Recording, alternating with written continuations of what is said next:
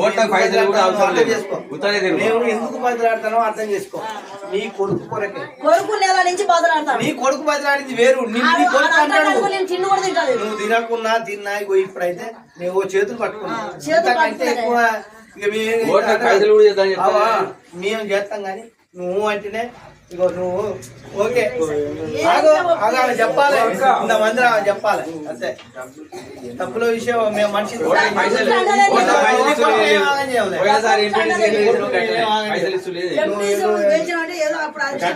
అన్ని గట్టిగా ఉంటాయి. ఇప్పుడు కూడా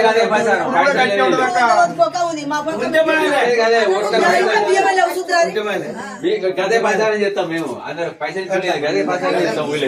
మరి మీకేం లేకపోతే మేము ఉన్నామమ్మా.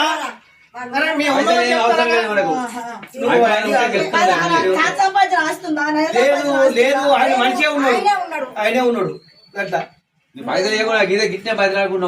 అమ్మా నిన్నేం ఆగం కావాలని మేము కోరుకోవమ్మా. అర్థమైందా?